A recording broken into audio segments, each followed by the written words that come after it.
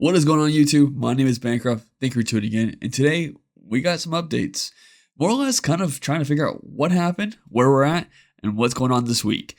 Like always, if you enjoyed the content, hit those buttons down below. Let me know in the comments what you're here for. And yeah, let's get into it. Where to start? So last week, there wasn't, if you were curious, there was no content at all that got dropped, except for I think Saturday. And that kind of breaks down to power failure. That's the best way to put it. Where I live, there's a huge storm that did come through. I do quotations because like it was in waves and it was like really bad for like 5 minutes, and then I lost power because of that. And then it came back.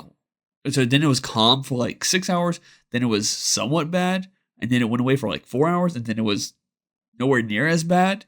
But they were like, oh no, this is supposed to be like the biggest storm. I think there were like 5 tornadoes. But where I live, it was fine, except for the fact that I lost power. But that wasn't the only thing that occurred.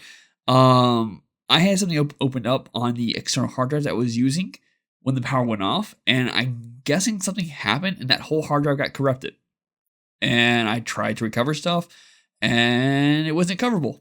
So yeah, I had nothing to go off of. So I was like, cool, we're taking a break and I'm okay with that. But we're back this week with more stuff.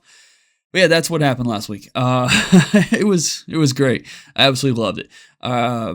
So moving forward for this week, later today, we'll be dropping a match between the new set 24 Frieza taking on, I think it's set 22 or 23 Raditz. I don't remember exactly what Raditz, which set it was. I don't think, was last set tag team? Might have been last set. Yeah, it sounds about right. Set 23. Whatever. Blue Raditz. That's the one.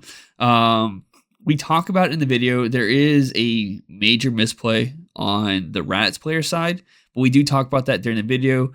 Still check it out. Let us know what you think. And yeah, I think it's the only other Dragon Ball Masters matchup we're going to do this week. I have another one that I did record this past weekend. I don't know if that's going to be used or not. I got to check it out. It was Frieza Prison taking on U7 Gohan. It was more or less, I'm a Prison player. I love the deck, and I haven't had a chance to put it together in a while. I put it together, I think, 2 or 3 weeks ago. Absolutely loved it, but didn't get a chance to put it on camera. I was asking my opponent after our match. I was like, hey, you want to do a recording real quick and just go back and forth? The game dragged on for so long. We were both seeing explosive dance, but granted, it wasn't useful for him because I wasn't really attacking with battle cards. Yeah, so I don't know if it's worth putting up. If you want to see it, let me know in the comments down below as well, and I'll get to it. When it comes to profiles, I do plan on doing for this week the Frieza BT24 profile. Got a lot to talk about that deck, so it may become more like a breakdown, and which should be Wednesday, hopefully. Because I built the deck, I kind of checked other people's builds after I built mine. I'm like, oh cool, this is roughly the same. I played it, I enjoyed it, but then I learned there's a lot to this deck that I wasn't picking up on originally. Like if you want to try to incorporate all the correct portions when it comes to the 5, 6, 7, 8, and even 10 drop, you gotta be careful because those are all 1 cost 10k combos. And those get stuck in your hand. And yeah, your leader can, I think, once per turn Spirit Boost to combo with one of those cards. So like once in your turn, once in your opponent's turn. Cool. But in the recorded match, you'll see my opponent went for my Unison. So it's kind of like these are getting stuck in my hand. Check that video out. Like I said, it's an interesting matchup.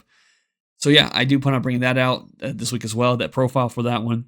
Shifting over to Fusion World. So we haven't had a lot of locals lately for Fusion World, and that's only because we didn't have the tournament kits at the time. We do have them in now, so hopefully we can start getting people come back in and getting those gameplays going on. If you guys want to see something, I do need to re-download Fusion World Digital Client because that was a hard drive that got messed up, and I could get some recorded games with my buddy online, and then we could post those videos if you guys are interested in seeing those builds and whatnot. There was a really fun build I came across playing on the digital content, our digital client. I love the Frieza deck. I was kind of tweaking it with it. And I've only opened like 3 boxes, and I've only used the codes I got from those boxes on my account. And I think I've opened up 20 additional packs from gyms. I don't play like super competitive online, So like I play like one match a day here and there if I can make it, if I can make time for it. So I haven't really pulled a lot of stuff, but I saw someone playing freezing. It was like a mirror match. Okay, cool. I know what to expect. And then they dropped Ginyu on me. And that was really fun to see. And I kind of want to get back to the idea of just crafting fun things. I was kind of at first the idea of like, oh, Future World, cool. It's like you're playing Frieza, cool. You're playing Green, you're just playing all the ramp stuff and big boys, cool. You're playing Goku, cool. Like it felt like a lot of stuff was very. You see the leader, you know the direction it's going. I wasn't expecting them to play Raccoon into Ginyu into Restanding 2 Energy because they had another one on board already. Then playing into the other Frieza that on switched to card rest. And I was like, wow, this was really fun aggro. Was not expecting, absolutely loved it. And yeah, it got me excited again to kind of like throw stuff together, and even just looking into things like that again. Like I've said it before on this channel, I don't really care when it comes to like what the meta decks are or what is topping. I just like to play things that I think are fun. I like to go things that are off meta. And granted, occasionally I will play meta because, you know, just wanting to know what there is to play against.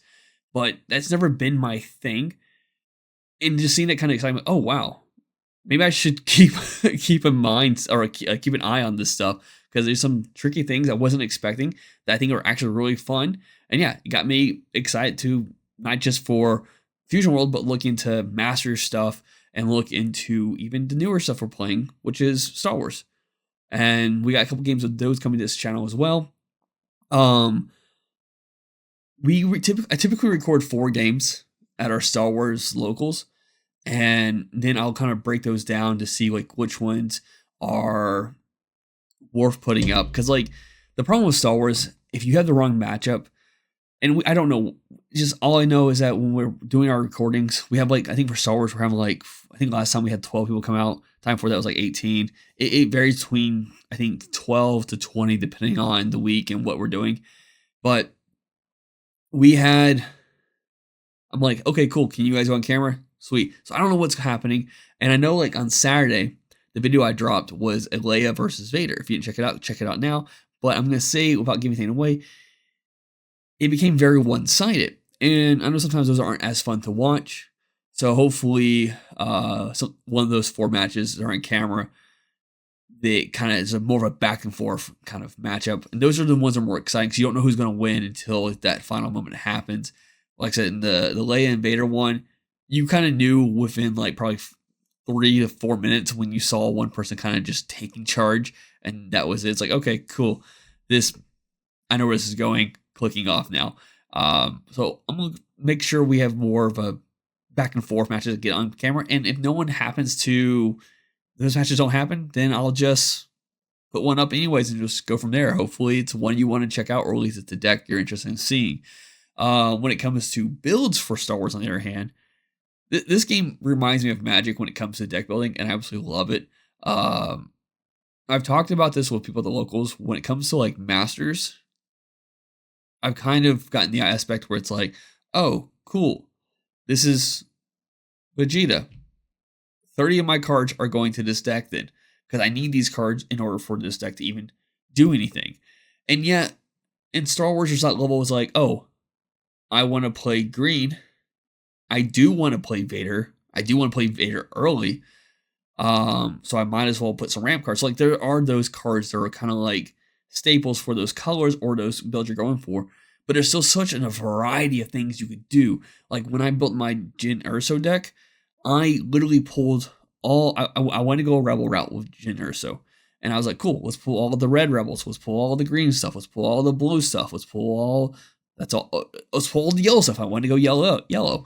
And each color had their own unique style of going with it. Like I could have gone Jyn Erso red, which I think it's not what I did, but that could be like a super aggressive heroism based deck where I could just kind of like, it's kind of like the Sabine. I felt like it was the Sabine, but not as efficient. So I didn't go that route, but like that was an option for it. I ended up, like I said, I think I dropped a video. I went green, and it was like, cool. This has a little bit of like just extra aggro that I want to have, and it was just so great. I did build a general No, what was his name? Director Kiernick. I did a blue-green take on him with the cards I own. It seemed very interesting, seemed kind of fun. I was intrigued by the idea of kind of the Imperial side of it is what I was going for. But I was like, okay, cool. But I want this extra ramp to play these big cards in the long run. Now, granted, I don't own a Vader at all. So, like, I'm going around, like, the other big stuff and trying to, like, squeeze smaller things out there here and there. And I have a whole proxy set, And I know I was messing with that, and I built a Thon deck. And I'm like, this is really great. I can't build this in person. So I went the blue-green with Director Kiernick instead. And absolutely, I did love it. Probably won't do a profile on that one, but I do want to do a kind of a breakdown on Thon. I think Thon's a great leader if you haven't seen it yet. The idea of knowing what your opponent's going to draw before they one of two cards are drawing, but it kind of gives you so much knowledge. And since he is a villainy deck or a villainy leader, you play the drone that kind of peeks your opponent's hand. So you're just having constant knowledge of what your opponent is playing, what your opponent might be drawing into. Just seemed really fun. And I built a yellow-red Thon version of it. But what got me excited for that was that I came across a build that was like yellow-blue. And I'm like, this is so different. I wasn't even expecting it. Like, they had like only, I think, 8 units. And the rest of the deck was just complete control. And it was like, you just lock your opponent down as much as possible until you're ready to just go off. And I was like, this is really fun and unique. And I wasn't expecting it. So like I said, Star Wars has reminded me a lot of like Magic when it comes to just building stuff. And as someone who came from a Magic background, it kind of excites me more than it does Dragon Ball right now. But doesn't mean I'm not building decks in Dragon Ball. Next week, I plan on building, I think I'm leaning more towards Tapion, but I'm also going to build Son Gohan as well, which is something I was really interested in from the beginning. There was Turtleist, but I was never a big fan of the Turtleist. Sorry, I was never a big fan of the Turtleist decks. And I remember building, I think it was set 15 Gohan. Absolutely loved it, and kind of go back into that route for a bit and see what this Gohan deck can possibly do.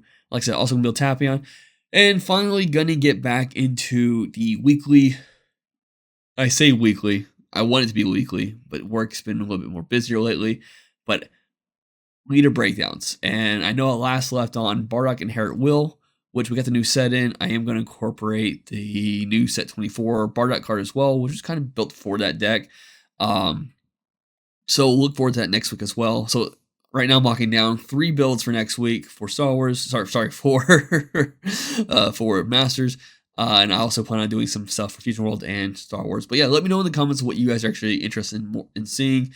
These are the 3 card games we're going to stick to the channel. Those are the 3 card games I'm currently playing. Obviously, I'm playing more Masters and Star Wars than I am Fusion World, but I'm still interested in all 3. Let me know what's going on, what you're doing. Yeah, thanks for tuning in. Bye.